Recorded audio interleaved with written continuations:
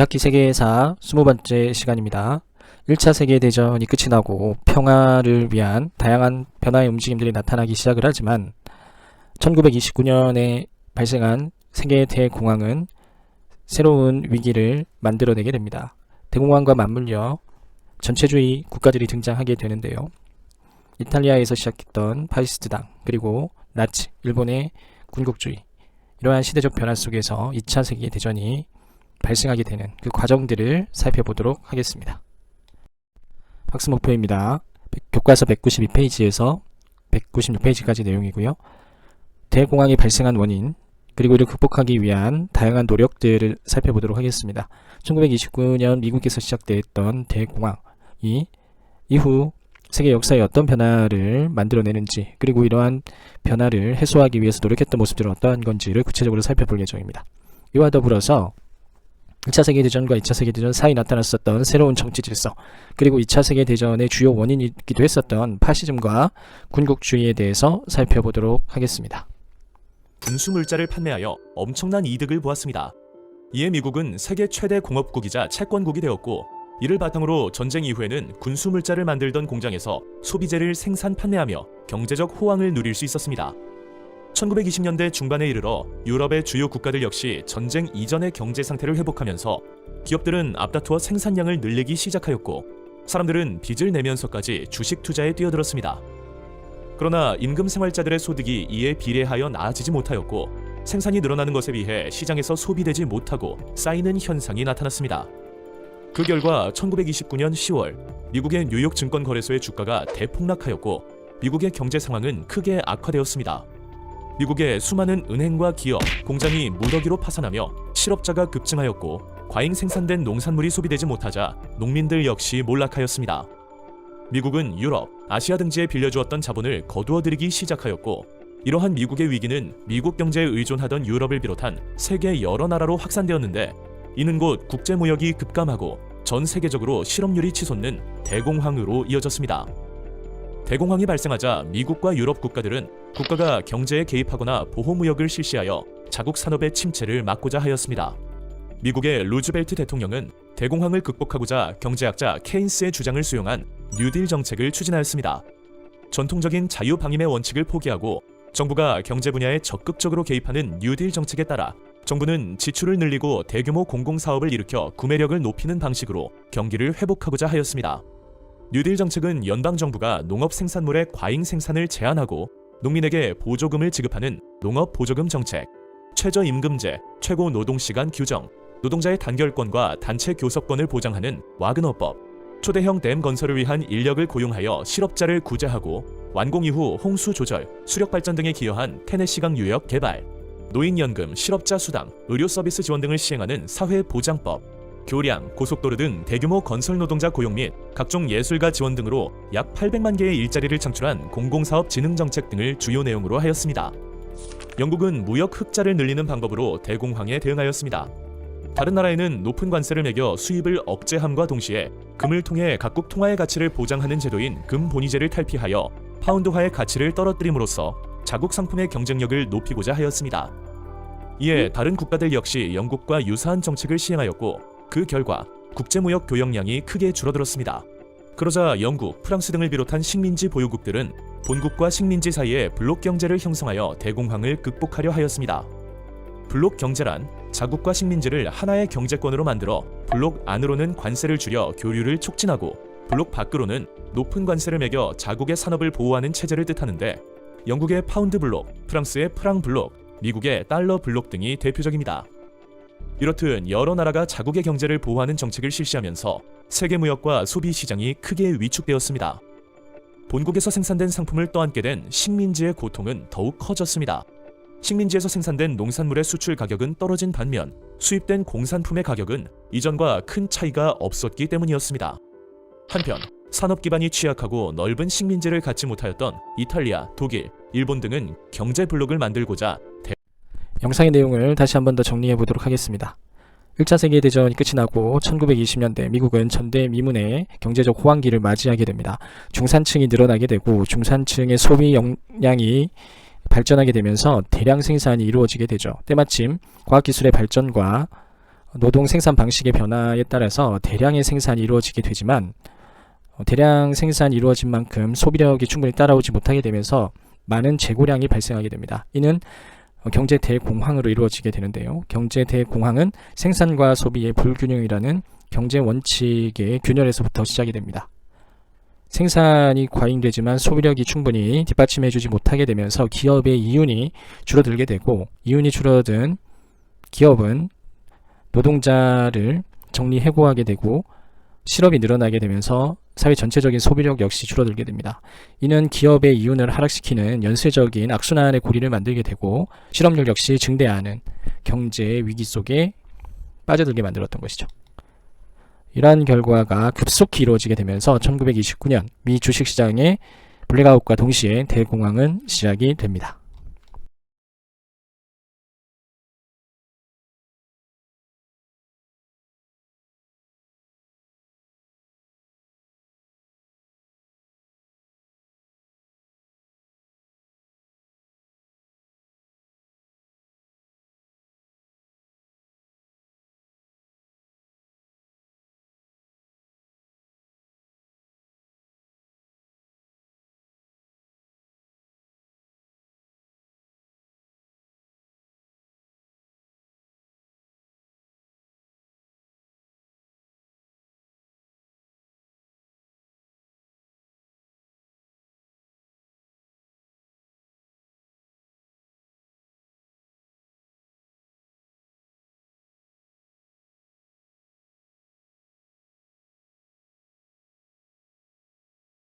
교과서 내용을 다시 한번 정리를 하면 생산 설비에 대한 과도한 투자, 과잉 생산, 이러한 생산과 소비의 불균형이 경제 위기를 초래하게 되고 과잉 생산된 상품이 재고율이 높아지게 되고 기업의 이윤율을 하락시키게 되면서 기업은 살아남기 위해서 노동자를 해고시키죠. 노동자의 해고는 다량의 실업을 만들어내고요.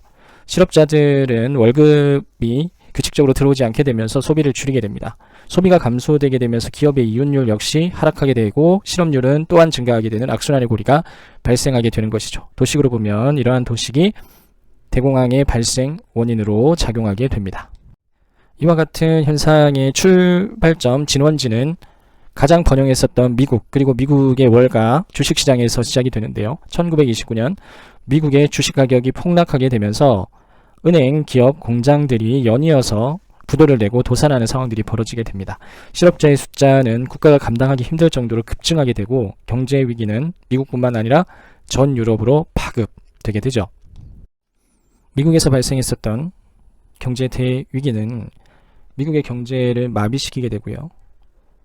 1차 세계대전 이후 생산 설비 및 생산 수단이 거의 파괴되어졌던 유럽은 미국의 경제 지원하에서 재건을 시도하고 있었는데 이러한 미국의 경제 유동성이 마비되게 되면서 유럽은 더 큰 위기를 맞이하게 됩니다. 미국에 의존해 있었던 영국, 프랑스뿐만 아니라 1차 세계대전에 가장 큰 경제적 제재를 받고 있었고 가장 큰 국가기관시설의 파괴 그리고 토대를 잃어버렸던 독일에서는 더 크나큰 경제적 위기로 다가오게 됐던 것이죠. 이러한 경제 위기는 평화를 정착시켜 나가던 세계 분위기를 또 한 차례 변화시키는 요인으로 작용하게 됩니다. 대공황의 경제 위기는 미국뿐만 아니라 전 세계적인 위기로 확대되어져 가게 됐고 대공황을 극복하려는 시도 역시 세계적인 차원에서 진행이 됩니다. 대공황의 진원지인 미국에서는 기존의 자유방임정인 시장 중심의 경제정책에서 국가가 직접 적극적으로 개입하는 경제정책으로 전환하게 됩니다. 소위 루즈벨트 대통령에 의해서 추진되어진 뉴딜 정책은 국가가 사회 간접 자본을 확대하고 기관시설을 마련하는 데 있어서 적극적으로 개입하게 되면서 노동자들의 일자리를 창출해내죠. 테네시간 개발 사업은 대표적인 사례라고 할 수 있습니다. 그리고 노동자들의 삶의 질을 개선해 줌으로써 그들의 구매력을 증진시켜 기업의 이윤율을 확대시키고 자본의 유동성을 더욱더 촉진하는 정책들을 추진하게 되는데요. 최저임금제와 사회보장제도는 그러한 차원에서 시행된 것이라고 볼 수 있습니다. 미국에서 진행됐던 뉴딜 정책은 당시 경제 위기를 극복하는 주요한 요인으로 작용을 했고요. 자본주의의 경제정책의 일대 전환을 야기한 바이기도 합니다. 미국과 같이 기본적인 자본이 확보되어져 있는 하지만 유동성이 떨어져 문제에 봉착되어졌던 나라들 말고 기본적인 자본이 좀 부족했던 나라들은 그러나 식민지를 확보하고 있었던 국가들은 식민지와 본국을 하나의 경제 벨트로 묶어내는 블록 경제를 시행을 하게 됩니다. 영국의 식민지들과 영국을 하나의 경제 벨트로 묶어내고 경제적 유대를 강화시키는 방식이었고요. 프랑스 역시 비슷한 맥락에서 프랑 경제 블록을 구성하게 됩니다. 이는 본국의 경제 위기를 식민지에 전가하는 것이기도 했었는데요. 아무튼 이러한 국가들은 블록 경제를 통해서 보호 무역을 더욱더 강화하면서 자국의 위기를 돌파하려는 시도를 하게 됩니다. 독일, 이탈리아, 일본은 특히 독일은 1차 세계대전의 패전국이었기 때문에 식민지를 대부분 잃게 되죠. 이탈리아, 일본 역시 충분한 식민지를 확보하고 있지 못했기 때문에 이들은 침략전쟁을 통해서 당시 사회 내의 경제적 위기를 돌파하려는 시도를 하게 됩니다. 이러한 침략전쟁이 2차 세계대전으로 이어지는 주요한 매개로 작용하게 되는데요. 그 내용들 조금 더 살펴보도록 하겠습니다. 지금 보는 그림들은 당시 경제 블록을 통해서 경제 위기를 돌파하려고 했었던 모습이라고 볼 수 있습니다. 물론 미국 역시 달러 블록을 구성을 해서 경제 위기를 돌파하려는 시도를 했는데요. 미국은 블록 경제보다는 뉴딜 정책이라는 전매 특허를 통해서 경제 위기를 극복하는 방향을 모시겠다라는 걸 잘 기억을 해두고요. 일본 역시 M블록을 구성을 해서 경제 위기를 돌파하려고 했었는데 M블록을 구성하는 과정에서 침략 전쟁이 벌어지게 됐었던 것이죠. 그래서 일본의 식민 지배의 범위를 중국과 동남아시아까지 확대해가는 과정, 그것이 중일전쟁과 태평양전쟁으로 이어지는 침략전쟁의 역사였다고 볼 수 있습니다. 나머지는 전형적인 블록 경제라고 볼 수 있고요. 그래서 정리를 해보면 미국은 뉴딜 정책으로 연결시켜서 기억을 해두시면 되고요. 영국, 프랑스는 블록 경제의 전형이라고 볼 수 있습니다. 일본, 독일은 침략전쟁을 통해서 극복하려고 했었던 거고요. 물론 이들은 공동적으로 블록 경제라는 보호무역 체제를 구축하고 있기는 했었습니다. 하지만 시험에서는 조금 구별해서 어떤 게 주였는가 하는 걸 기억해서 기억을 해두시면 좋을 듯 합니다.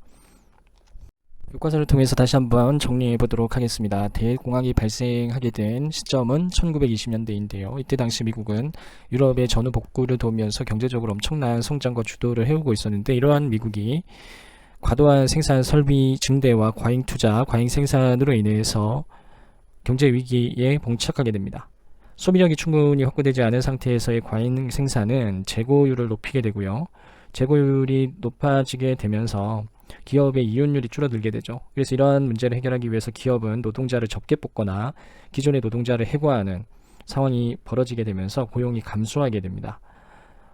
노동자들의 고용률이 안정적으로 확보되지 못하고 실업률이 높게 되면서 사회 전체의 소비력은 위축되게 되죠. 이러한 소비력의 위축은 경제를 악순환의 고리로 접어들게 합니다.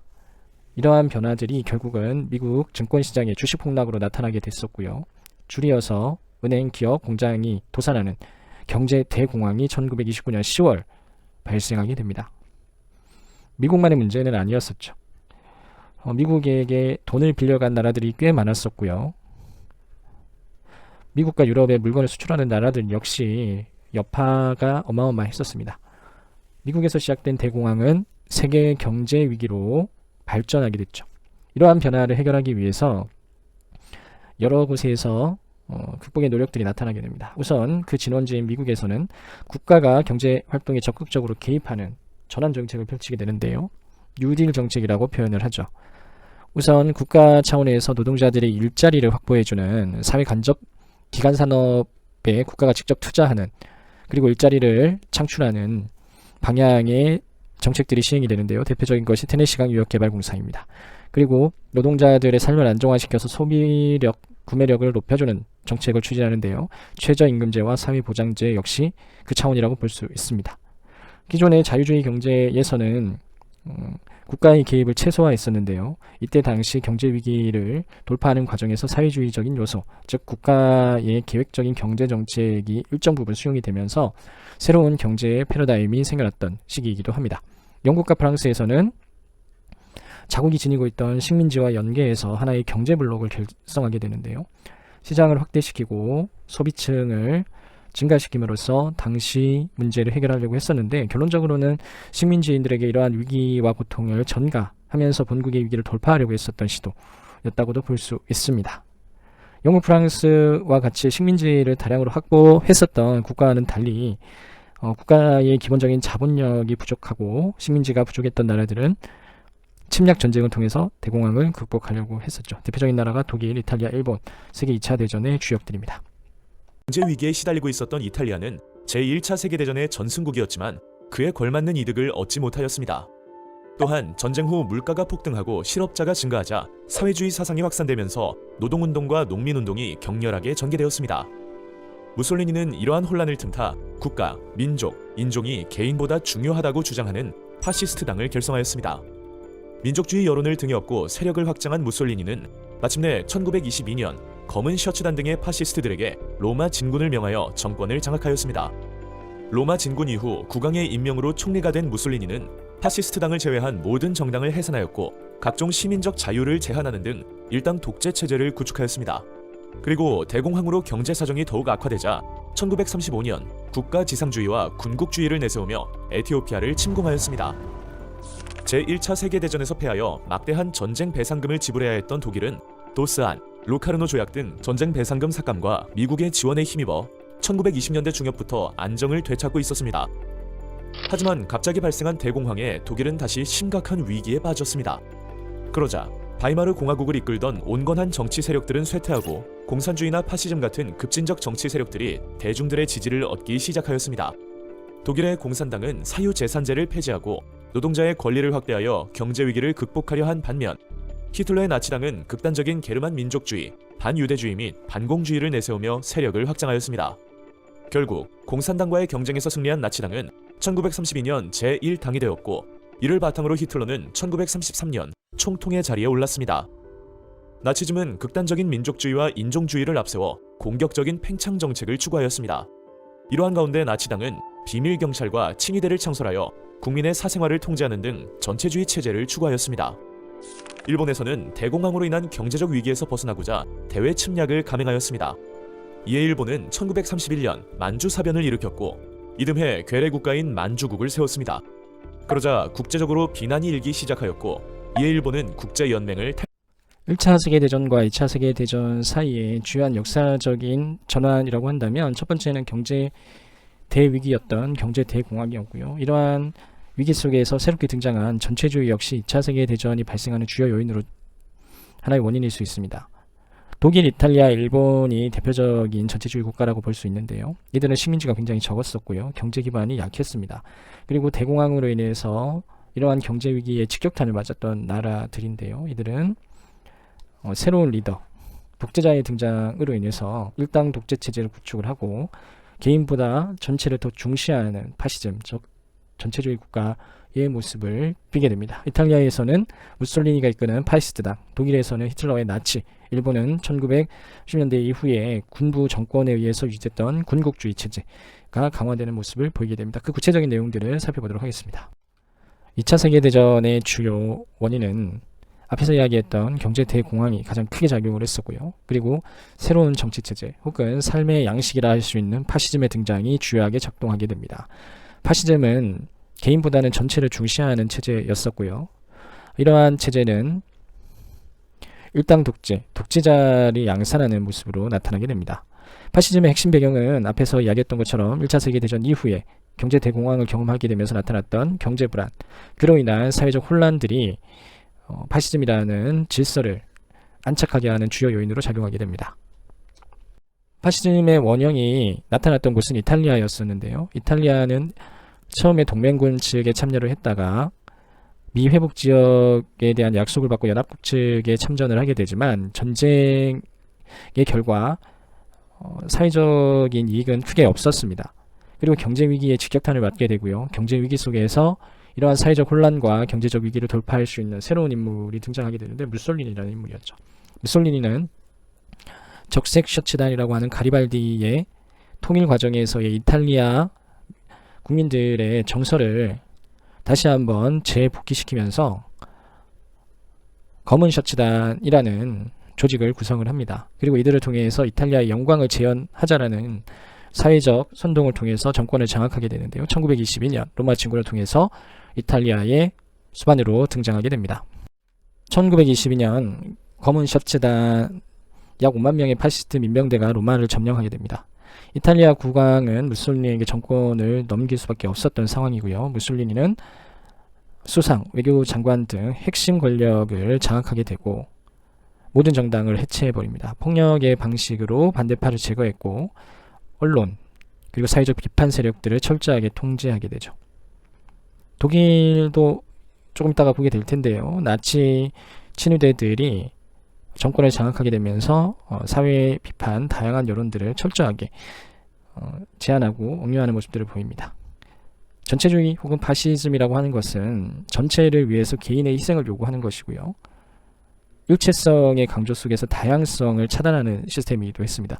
이러한 비민주적인 파시즘은 이후 2차 세계대전이 전개되는 과정에서 가장 극악한 형태로 드러나게 되죠. 파시즘이 등장하게 되고 전체주의 국가가 형성이 되는데 가장 문제가 많이 되었고 위험한 형태로 나타났던 것이 독일이었습니다.